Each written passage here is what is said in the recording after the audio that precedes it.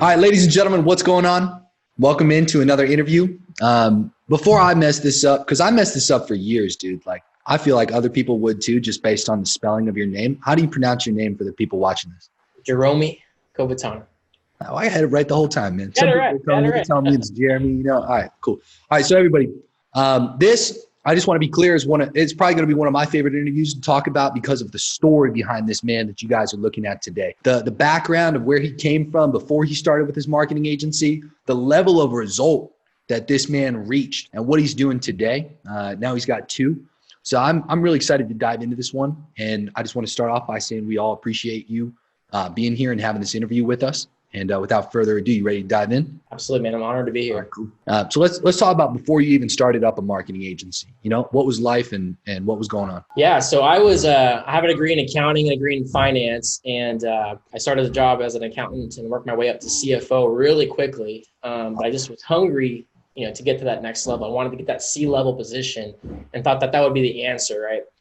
But little did I know, is the higher you go up, like the more you are controlled by the owners of the organization and things like that. I didn't have freedom anymore. And it took getting to that point and being unhappy and to the point where I had to quit my job because I was being asked to do things that were illegal, like cook the books to sell a company.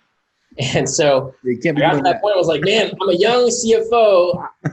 I'm the fall guy. Like, I'm the guy you saw like in The Big Short that's going to go to the jail or whatever, right? I just started to realize, like, man, I can't do this. And so we quit the job and had to file bankruptcy, lost two real estate properties that I had. Wow. And had to move back into a trailer park with my in-laws. Wow. We actually tried to move back to my parents' house, and they couldn't handle it, me, my wife, and the kids. We were there 3 days, and they were just like, we had to leave. So we had to go to my in-laws on a 40-acre plot in the middle of nowhere, Kansas. In a trailer? In a trailer, yeah, double wide trailer on 40 You acres. said in Kansas on top of that? Yeah, in Kansas. The town had like several hundred people. That was it. It's crazy. And like the internet I had was like, we had like a T1 line that my father-in-law bought for like, 10 grand or something like that. It still was so slow. It was like 2 megabits, something like that. Wow. But that's where the marketing started, man. That's where the marketing started, was there. Just about that. So you quit your job. You were technically in the executive position in a company. It sounded like they wanted you to do some pretty unethical things, illegal things at that. You quit, declared bankruptcy, moved with the parents, got frustrated, ended up in a trailer on a 40-acre plot in the middle of Kansas. How did you decide to start a marketing agency? It was crazy. So at that point, if I fast forward back before I had that job, I started a cell phone repair company while I was in college, trying to pursue a master's at the same time. I was just in the searching phase of what I wanted. We did decently well, but I ended up failing at both because I was trying to get a master's degree in quantitative finance and also have a business, and it just wasn't a good mix. But after I filed bankruptcy, I was like, I want to be in control of my life. I want to be in control of my income. Good idea. I noticed that salespeople made a lot of money. Marketing people knew how to get sales. I was just like, I need a reset. Accounting's not my thing. I need to actually figure out how I can be the person that controls the top line number. I started searching, and I came across Ty Lopez's program, and I started going through that. I got a couple clients, but one person in that program stuck out to me. I was like, this guy, he talks with confidence. He knows what he's talking about. I wonder if he has anything else. And that ended up being you, Jeremy. So I was just like, that Ty Lopez's program was okay. SMMA was okay. It got me kind of it's like the gateway drug in the marketing, right? Yep. Then I got to your program, and it really gave me structure. I had the contracts that I needed to get a client. I had the process to acquire a client, and just had a whole system to where I could actually land clients. That kind of got me into the door of actually making money. The difference is between the two from your perspective. I always love hearing this. So obviously Ty has, to my perception, a very well-built program. But the reason I started mine is I got literally, without exaggerating, 20 to 100 people a day from that program asking me questions. And I just constantly referred them back to that program. And I was like, there's got to be answers in there for what you guys are asking. It's very common stuff. And they kept telling me, they were like, no, dude, it's not in there. That this answer's not in there. And there were so many times that occurred. Coming from where I worked at Grant's office, he taught me that, if you can identify you need to help people, it's an ethical responsibility to do so. And that's a belief of mine. So I put the program together, put out some agency owner training, put out some marketing training. From your perspective, like, what are the differences between the two? Yeah, so the SMMA really kind of just glazes the top. If you go through it, it's just like a bunch of different people, like ties in it a little bit, but it's like they're teaching surface level stuff just all throughout marketing. It's like summary. It's a summary of everything. And so if you try and just go through that and implement it, you're gonna have a lot of difficulty dealing with the details that you're gonna encounter inevitably. And so that's why I reached out to you or trying to find out what you were doing. Because I remember going through it, I was like, man, he speaks like he knows what he's talking about. Like some of these other guys are like I run a marketing agency or something. Yeah, like he's actually doing a marketing agency. Some of these other guys, like no disrespect to any of them, but you can tell when you listen to someone speak whether they have done it or if they're just regurgitating what they've learned elsewhere. And I think in this day and age, there's so many people that have just learned a little bit and then want to be the authority instantly. Yeah. Without actually having experience, and it's muddying the water for everybody else. You got started with your marketing agency. I mean, what were things like when you were like first getting started? And to be clear, like you literally started in the trailer? Yeah. Yeah, you got to tell me, like, what was that like? Yeah, well, so it's an hour drive to the city, and so like I would be messaging people. So I'd go on Groupon looking for people who are advertising on Groupon. I'm like, okay, I'm going to reach out to these people because they're losing money to Groupon. They give up half of their money, right, to Groupon. So I was like, well, if I can help them, then it would be awesome. So I did that. I Thumbtack. Thumbtack's how I actually got my first client, and I would just implement kind of what we were teaching for those clients. And what I quickly learned was I was taking on clients with all types of industries. A new marketing person trying to find, okay, what is like the hook for this industry? What's the hook for this industry? It was just tough. I couldn't take on more than one or two clients at a time. And I started thinking, this is not scalable at all. What do I need to do to scale this thing? I want to make at least 5 figures a month. And so I started leaning on, like, I had experience selling life insurance in the past. And I started thinking, okay, I understand a life insurance agent. So I started selling life insurance again just to kind of get back into the market. And as I got in, I realized, okay, these people need help. They spend money on marketing. They spend money on acquiring leads. And so if I can just use this program, generate my own, and then I could show them how I can make more sales. And I'm the case study. It's an easy sale, right? So nice. I did that, and it took a few months once I decided to do that to really catch steam. And man, it's crazy how things have changed since then. My highest month was $490,000 for the month. Wow. What was it like? I mean, honestly, like that's for most people watching this, it's so out of mental perception for them to like consider what literally $500,000 in a month is like. I mean, tell us, you go from the trailer to $500,000 a month. Like man, I would say every day I was just like, when is this going to end? It's unbelievable. You're like, I'm living in a dream world. Like I feel like I'm going to wake up tomorrow and it's just going to be gone. It's like, it's so crazy. It's so unfathomable. I'm spending, a few $100,000 a month on advertising. If I made $500,000 that month, I'd probably spend about $200,000 to $250,000 on ads. Yep. And I can't believe that I'm spending that much money in a month. Yeah. So for all the skeptics and haters out there that are like, oh, well, that's gross. He's still net. He just said $250K a month or $200,000 at a minimum a month throughout that process. And is that still true today? Are you still netting that same amount? I'm still netting right now. So we decided to, with COVID came around, we kind of tightened our business a little bit. So we're a little slower revenue wise. We're still doing like $250,000 a month. Nice. Our margins are right around the same, or actually better than what they were at $490,000. So nice. We realized that when we got beyond $300,000, our margin would start to squeeze. So like at $490,000, I'd probably spent $300,000 in ads. Wow. And then at $400,000, I'd be a little less percentage wise. So right now we're like 50%, 40% probably ad spend. Nice. And then we also like a couple staff because we don't need that. Nice. I've got the process down to a science to where I only need hourly staff to take care of that stuff. Yeah. And you took a little different route than, even what I proposed inside of the agency owner course that I have there. you took the route of selling leads. Like you took the route of generating leads. When you guys hear him say things like he's spending this much amount in ad spend, he goes out and spends his own money to generate leads for that industry, the life insurance agents, and you turn around and sell them to life insurance agents, right? Cost per lead? Correct. Incredible. So we actually have 2 programs that we also have a fixed like monthly program, and we've transitioned a little bit to kind of lock in profit on certain areas. But smart. So I tested it so much that I knew how much my cost was going to be in every area, and I know that when I bring on a client, typically the question they have is, well, how much do I need to spend to acquire a client? And so to get over that and to be able to purchase at a high frequency, I said, well, I thought if I can eliminate that question and just say, hey, I'm going to get you this many clients. Here's an example of me calling these leads and these clients, and this is how many I booked appointments with. So if you can, here's how I did it. You can do this exact thing and just duplicate my process and just buy my leads. And you should have the same success.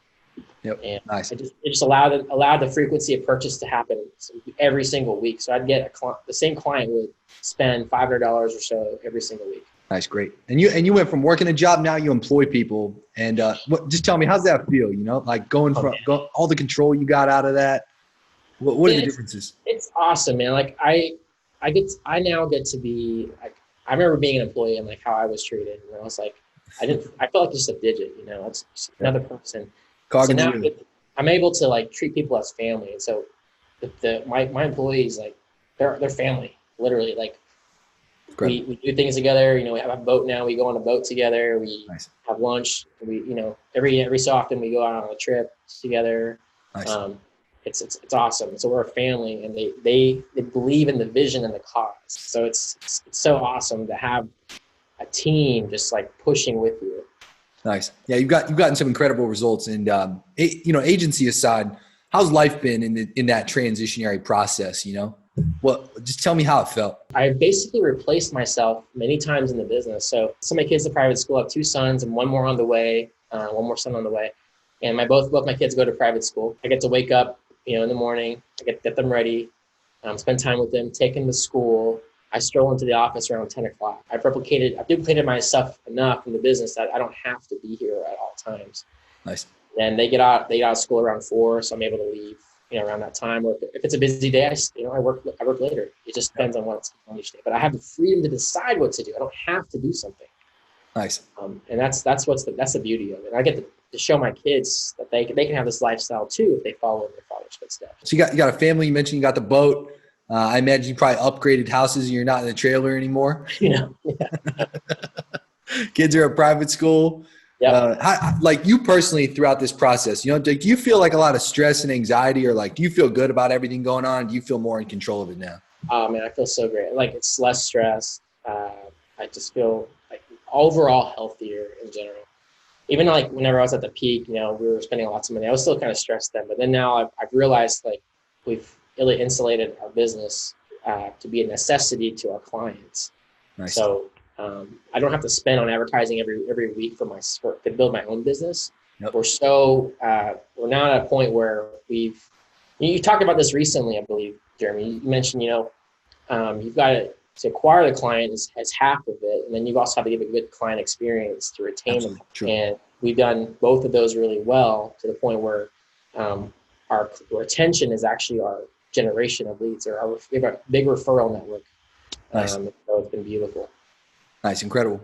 Yeah, and I always like to ask, you know, this almost sounds pretentious, obviously, as the course creator and the person who just, you know, puts all these resources out to people. But in terms of how much the actual course and program and all those resources have helped you with all this, how much would you attest from all of that that you've learned, all those resources you've been able to generate into this business you've built? Like, how much of it was from the course and the program itself? I would say, you know, 75, 80%. It's a high percentage. It took me taking action. Like if I just went and learned, always does. We know people that take courses and don't take action. So I had to take action. But in the course, you have like the mindset stuff. You've got the processes. You have the paperwork. It's like there really isn't anything missing. And you can always go back and search, and then you're always there and even in the group, and in the group, if you have questions, I would say it's one of the most active groups that I've been a part of. You can go to these big groups like ClickFunnels or these other groups, and typically you're just going to get spammed or someone's trying to sell you something, right? People are always there to help. And there's always people wanting to refer business. So it's just a great community to be a part of. It's really rare to happen. So you've built something really great. Nice. Thank you. I appreciate that. And there's a lot of people out there who are just overall skeptical on courses. What would you say to that person? Well, you're probably purchasing from the wrong person, or you're not taking enough action. if they've even purchased at all. Right. And that's the other thing too. There's people that just kind of go, try and get a free login. And if you're a person that's trying to like, I'll split it with you 50-50 and then we'll share the course, or hey, what's your login? If that's your level of commitment, you're not going to succeed. That's true. It's just not going to happen. I learned this even in life insurance. If I'm not willing to spend on my business, if I have money problems in my head, then I'm going to project out to my client. Yeah, so true. So if you're trying to get a 5-figure client and you're not willing to spend, 4 or 5 figures, you're not going to get that client. It's just not going to happen. Yeah, true. Whenever I was selling life insurance, like I would have to, the process was to give, the client 3 different rates, different type of policies rates. The top one, you can see different agents. The agents that put the higher number on the top will always get more sales because they don't have a problem saying, hey, it's $300 a month. Then you've got the new agents that are out selling. They're like, $50 a month. And they could have gotten more out of that client, but because they themselves have money problems, they're now, squeezing themselves as far as revenue goes. Nice. And so you've got to commit financially and mentally and emotionally to succeed. Let's talk about those money beliefs, or just any kind of limiting beliefs. Did you experience that? And would you say that stuff held you back, especially when you were first getting started? Oh yeah. Like I'd build a website for like $200, $300, and I would spend hours, building this thing. And it's just like, wow, how can I live? Made less than a McDonald's worker. Right, exactly. And I started calculating my hourly rate. I'm like, man, I might as well be working at McDonald's. Might as well. You get the benefits.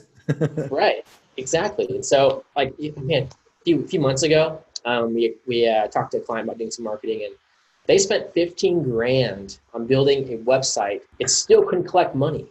Wow. And I was like, here I was way back when charging $300 for a ClickFunnels site. I'm like, yeah, it just. Other people are out there charging $15,000 and not making them any money. Right, exactly. So it's all about your confidence and your ability to portray how you're able to help that client, the value you're able to build for your service. That's true. If you're able to build that value and connect with your client, it's a no-brainer. It should be a no-brainer for them. And what would you say to that person who's just getting started?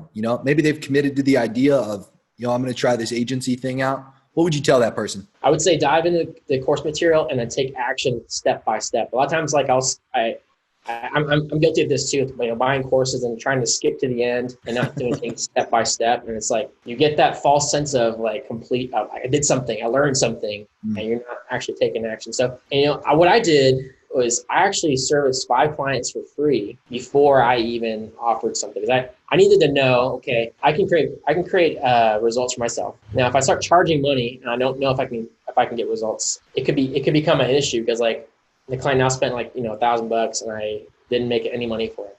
So I wanted to figure out my process. And as soon as I realized like, oh, if they spend $500 with me, I can make them $2,000. Yep. Now I can go to them like, hey, my minimum is $2,000, and I'm going to get you a 4 to 1 return on your investment. Who would say no to that? Put $1 in and get $4 back. It's a no-brainer. Right. And so people will be like, it's kind of expensive. Like, all right, well, we'll talk to you later. And I would literally do that. I would send them away. And believe it or not, like a few days later, they would call me back and say, okay, let's go. Your posture and your ability to portray like how confident you are in what you're able to deliver. Yeah, and for all the people out there, there's just a lot of like actual get-rich-quick schemes where people try to prey on others and get them into scams and things like that.